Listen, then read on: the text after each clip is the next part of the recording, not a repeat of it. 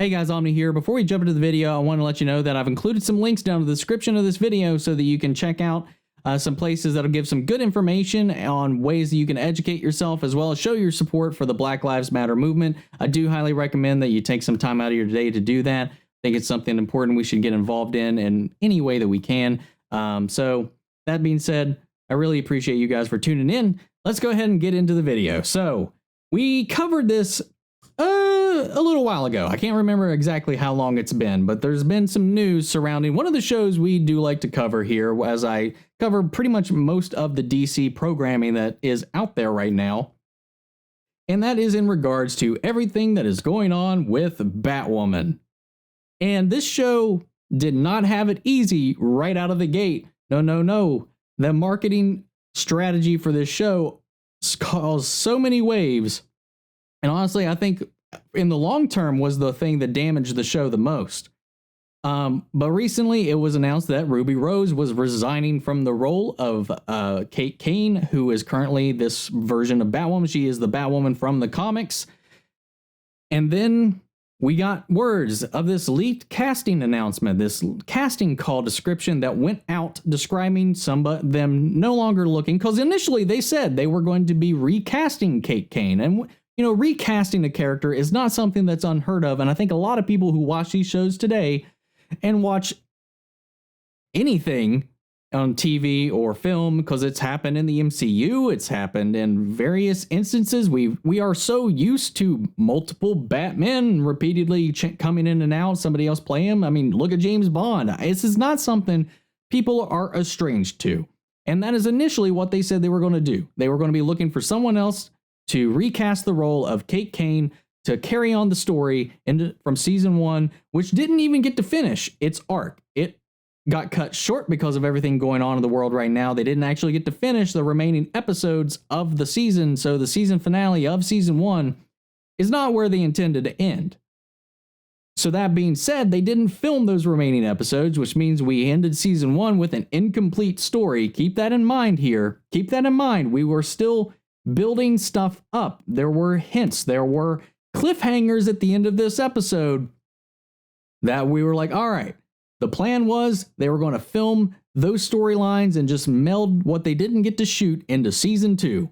You know, finish up that storyline what we set up with Thomas Elliott and Alice and everybody else involved, Safia, everything that was being implied and, you know, hinted at, continuing on forward, because we were just going, all right, we're going to recast Kate Kane and pick up where we left off. No. Casting call says otherwise. They are looking for a completely different person under the code name of Ryan Wilder. And again, I'll give you the description that they were looking for as kind of describing the characters. She's a likable, messy, a little goofy, and untamed. She's nothing like Kate Kane, the woman who wore the bat suit before her. With no one in her life to keep her on track, Ryan spent years as a drug runner, dodging the GCPD and masking her pain with bad habits. A girl who would steal milk from an alley cat could also kill you with her bare hands. Ryan is the most dangerous type of fighter, highly skilled somehow. I guess we'll learn that in her backstory if we get one. Wildly undisciplined and out lesbian, and athletic, raw, passionate, fallible, and very much not your stereotypical all-American hero.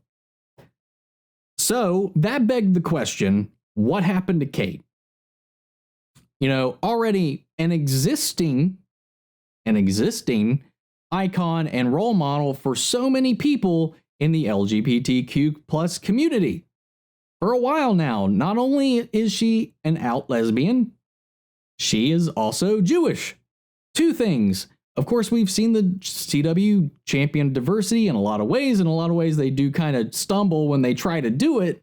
So the important thing here is that this is not a character from the comics. And that's one thing I want to point out too. This is a completely CW invented character who was being put out there to take the role of Kate Kane. So that raised the question of what are they going to do with Kate? We started to see a rumor circulating around that they were killing her off.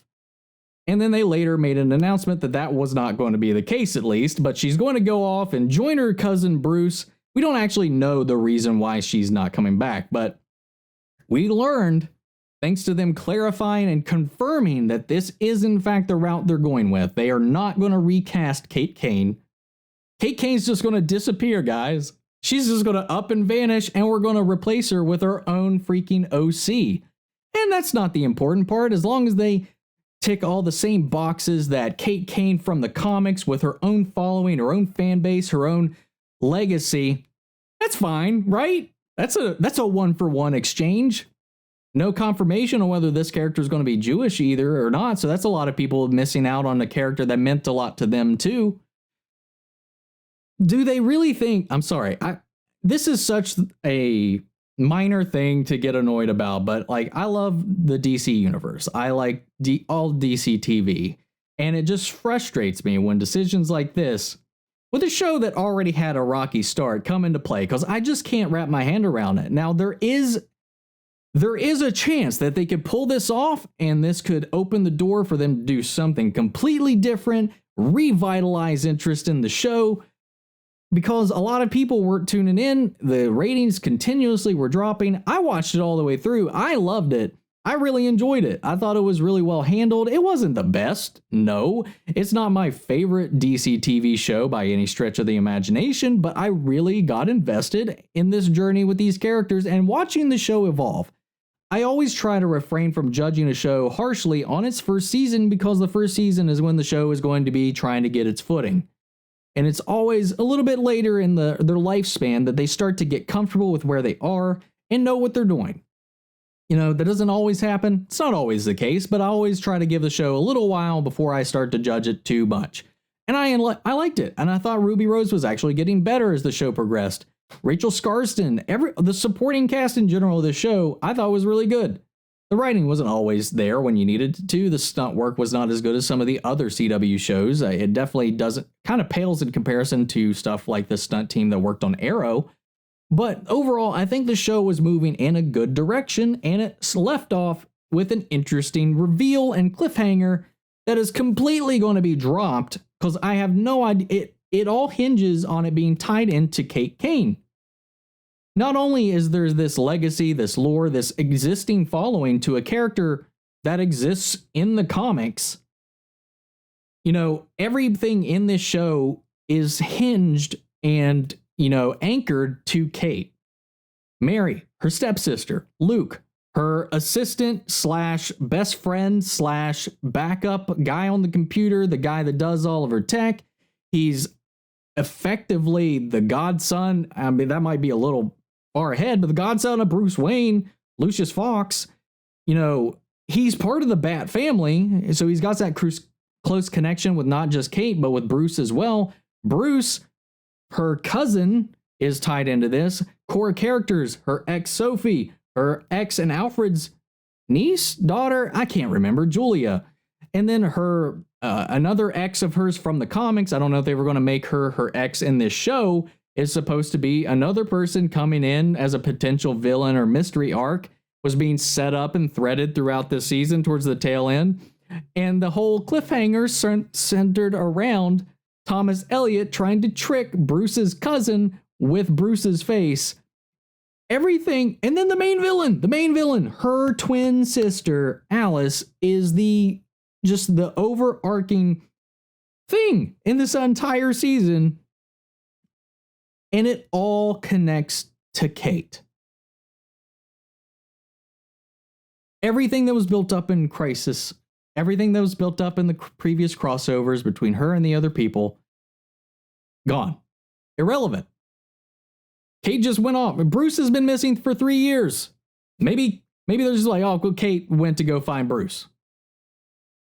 I don't know. She just disappears. I don't know how that's going to be explained, but this new character who does not exist in the comics is going to take her place, is going to take on the Bat mantle, kind of starting this trend of, you know, taking things, making it your own, and then moving forward, which is something that has happened in the comics before. I'm not going to crap on that all that much, but this is like, well, for Kate, that was her cousin. He was kind of a legacy that was left behind in his absence for her to take on.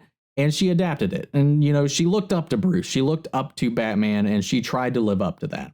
And we're going to be getting something similar with somebody just right off the streets and actually, honestly, right out of the writer's brain because it's not a real character.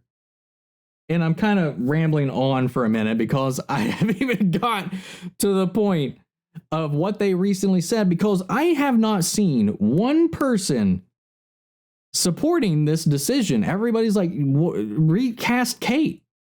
That's as simple as it is. We're not that stupid. You can recast somebody and move forward rather than dropping and invalidating everything before. But Carolyn Dries, I think that's how you say her name. I think she's, what, the showrunner? Yes. Released a note today on her Twitter. A note from me on behalf of the Bat team. As a lesbian who's been working as a writer for the past 15 years, I'm well aware of the bury your gays trope, and I have no interest in participating in it. That's why it's important to me as showrunner to clarify any misinformation out there about Kate Kane and recasting Batwoman. Like you, I love Kate Kane. She's the reason I wanted to do the show. We'll never erase her. In fact, her disappearance is one of the mysteries of season 2. I don't want to give away any of our surprises, but to all our devoted fans, please know that the LGBTQ plus justice is at the very core of what Batwoman is, and we have no intention of abandoning that with our OC character, who we handcrafted to fit all of this. And again, I'll play the other side of this. In fair point, just being completely fair, that is how all of these other characters, this is how all fictional characters start out anyway. And, you know, I could just be getting riled up with that, but I'm not the only one. And just, I feel like the character of Kate Kane means so much to a lot of people.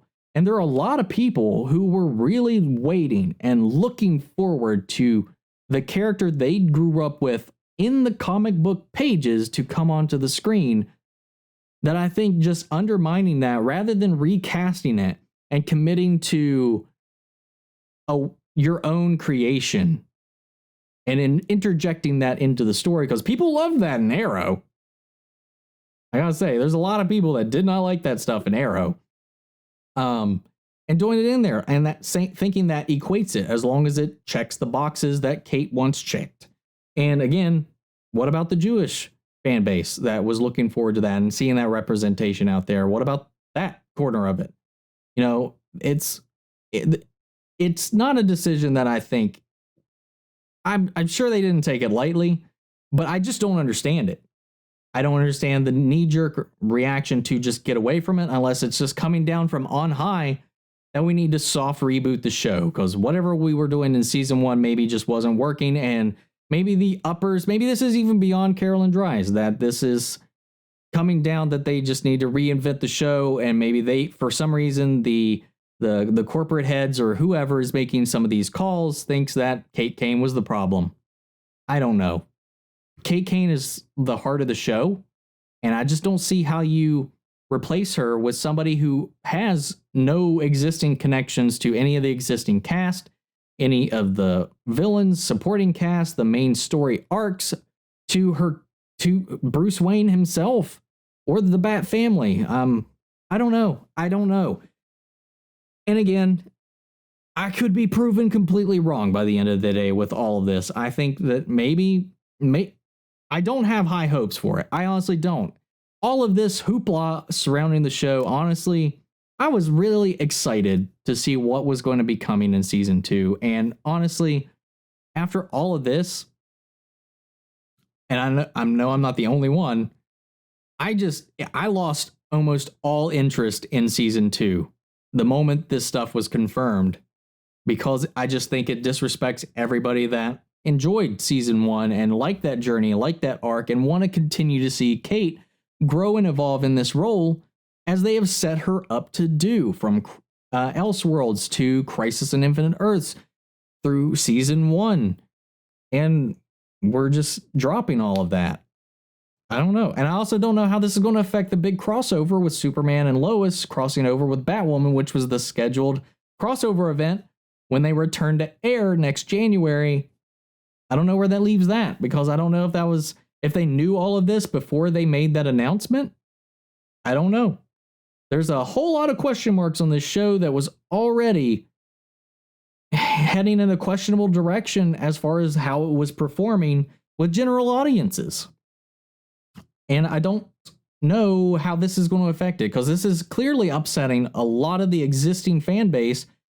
And honestly, when you look at the ratings, that the people hanging on, the people like me who continued to watch, was already a dwindling number. And I don't know that you're going to get the amount of people that you want that are newcomers to the show out of just this little change up.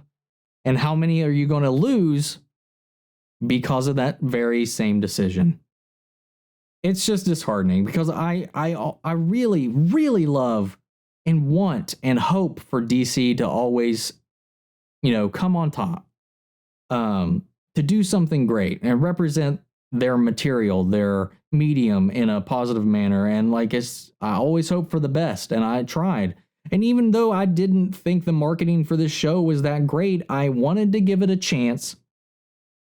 And I do that with anything, really. I mean, even if I don't like the trailer for something, if I have a mild interest in it and I'm a DC fan through and through, I'll check it out. I'll let the show speak for itself more, because marketing's not always going to be a fair representation of it.